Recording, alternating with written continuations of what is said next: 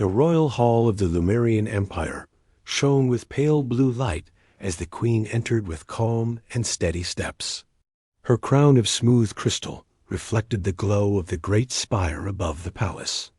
Her name was Lyra, known across the stars for her command, her wisdom, and the quiet strength that held a vast empire together. Yet even she felt a tightness in her chest as she looked at the man standing near the end of the hall. His name was Aaron, a human chosen as her political partner to seal peace between Earth and Lumeria. He stood tall but humble, hands behind his back, eyes steady in the glow. To Lyra, humans seemed small in frame and fragile in form. Their muscles were limited, their bones less dense than her own species, and their senses weaker in almost every measure. When the council agreed to invite a human representative into the royal bond, she expected someone polite, loyal, and peaceful. She did not expect someone like Aaron, whose quiet confidence hinted at a depth she could not quite read. Their union ceremony had been completed only a cycle ago, and Lyra still felt uncertain about this new chapter. She was a ruler raised for war and diplomacy. She was a queen who had faced invasions and rebellions. She was a warrior trained in blade and energy craft. Yet now she found herself sharing a future with a man whose people were new to the grand stage of the galaxy. Aaron walked toward her with a respectful nod. "Your Grace," he said in a clear voice. "You may call me Lyra," she replied. He nodded again, though she sensed his hesitation. Human customs differed from her own. She knew he was trying to navigate a world unfamiliar to him. Lyra led him through the hall and into the chamber where the council waited. As the doors opened, the counselors looked at Aaron with a mixture of curiosity and mild concern. Some doubted that a human could meaningfully contribute to the security of the empire. Others feared that Earth, though small, might complicate alliances. Only a few had hope that this bond would bring a future of cooperation. The meeting began with updates of border tensions. A hostile faction known as the Draction had grown restless. Their fleets moved near Lumerian space with increasing boldness. Their raids grew larger and bolder each season. Lyra listened with narrowed eyes as reports detailed the loss of outposts near the Ori cluster. When the counselors finished speaking, Aaron stepped forward. "If they continue moving toward the heart of your empire, they aim for something bigger than raids," he said. Lyra raised an eyebrow. "What do you believe they want? Your spire network," he said, "or the core chamber beneath it? They cannot match your energy technology, so they will try to steal or destroy it." The counselors murmured among themselves. Lyra studied him carefully. "How do you know this?" she asked. Aaron answered with calm certainty. "Because that is how my kind thinks in war. We look for the one point that changes everything." His tone held no arrogance. It was simple logic, spoken with clarity. For the first time, Lyra wondered if she had underestimated the strategic mind of humans. She dismissed the council and asked Aaron to walk with her through the garden court. The garden was illuminated by glowing vines and floating seeds that drifted like tiny lanterns. "You see things in ways unexpected by my people," she said. "How?" Aaron gazed at the drifting lights. "My home is smaller than many worlds in this empire. We fought for survival. We learned to look for the one path forward, even if that path seemed impossible." She found herself watching him more closely. Humans were shorter than her species, yet Aaron carried himself as if the world around him held no fear. He held no weapon, yet stood like someone who could fight without hesitation. She had seen bravery, but his felt different. It was quiet yet absolute. For the first time, Lyra felt a spark of curiosity that went beyond diplomacy. Before she could ask more, the air shifted with the pulse of an urgent message. A soldier rushed into the garden with a deep bow. "Your Grace, the Draction have launched a full assault near the outer ring. Our fleets are engaged, and our defenses are failing. Lyra's pulse quickened. The Draxian had chosen their moment. She turned to Aaron, expecting worry on his face. Instead, she saw focus sharpen like a blade. "Where is the command center?" he asked. The soldier hesitated. "It is restricted to high command." Lyra spoke with firm authority. "He has my permission." The command center was a vast room filled with glowing screens, map spheres, and energy monitors. Officers rushed between stations, calling out status updates as red warnings pulsed across the displays. Entire sectors were under attack. Lyra stepped to the central sphere and touched its surface. The map expanded, showing the Draxian fleet advancing like a dark tide. Aaron studied the display. "They are forcing your fleets into a funnel. They want to break through your outer formations, then strike the spire line." Lyra nodded. "It is as you predicted." Another explosion icon flared on the map.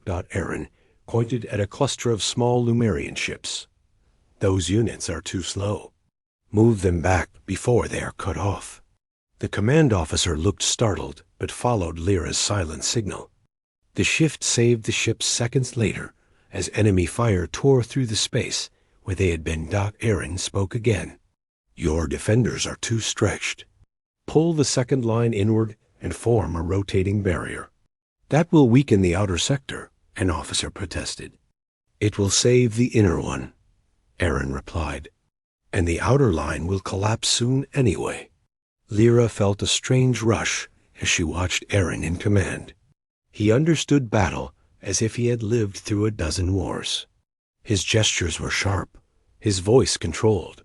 Humans were known for passion, creativity, and resilience, but not for outmatching seasoned alien tacticians.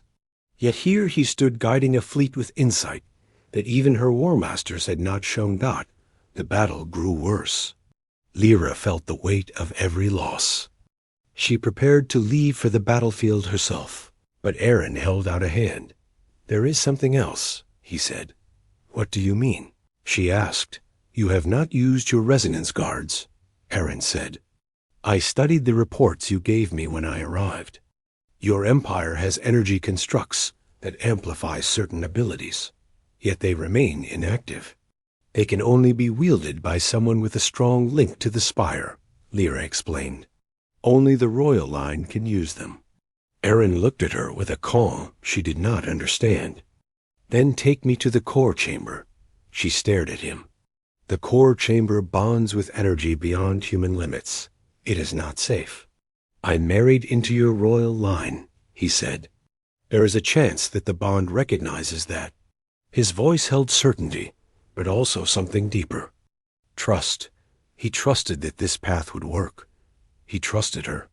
She felt her heart shift in a way she had not expected. So soon after their union, very well, they went to the core chamber beneath the palace. The chamber was vast, shaped like a circle cut from crystal and light. The spire's energy pulsed through the walls. At the center stood a pedestal with a sphere of pure luminous power. Lyra stepped toward it and placed her hand upon the surface. The sphere brightened and filled the room with gentle waves. Aaron stepped beside her and reached out. Lyra almost stopped him. A human touching the core was unthinkable. But he laid his hand against the sphere without fear. The chamber pulsed. The sphere ignited with a surge of brightness that threw light across the entire palace. The energy did not reject him. Instead, it wrapped around both of them like a living wind. The floor shook. The walls glowed. Lyra felt her heart race as the core recognized the bond between them. Aaron did not fall. He did not burn. Instead, his eyes lit with a glow as if he had taken in a star. His voice deepened with the resonance. "I can feel it," he whispered. Lyra felt the same pull. Two energies meeting in harmony. Something impossible. Something transformative. The chamber doors burst open with soldiers shouting, "Your Grace! The enemy fleet is breaking through. The capital is in danger." Lyra stepped forward, but Aaron placed a hand on her shoulder. "Let me go first," he said. "You cannot face a fleet alone." She replied, "I am not alone," Eren said. "Not with this." He raised his hand, and the energy around him tightened like an invisible shield. Lyra had never seen anything like it. A human channeling the spire. A human wielding power meant only for the royal bloodline. It should have been impossible. Yet Eren stood like a figure carved from light. They reached the launch bay where the royal guard vessel waited. Eren entered without hesitation. Lyra joined him, activating the controls. The ship soared into the sky and broke through the upper atmosphere into the chaos of Wardot. Before them stretched the Draxian fleet. Dark hulls, bright weapons, massive carriers advancing with merciless force. Eren stepped to the edge of the deck where the energy shield opened. "What are you doing?" Lyra asked. He did not answer. Instead, he leaped into the void. Lyra gasped, but then saw him suspended in space, held aloft by the energy infused from the core. He drifted like a point of light among stars. Then he moved. He streaked toward the nearest Draxian warship, not flying by machine, but propelled by raw power. His body left a trail of glowing arcs behind him. He struck the warship with a wave of force that tore through its shields and cracked its hull. The ship exploded. Lyra watched in awe as Eren turned toward another target.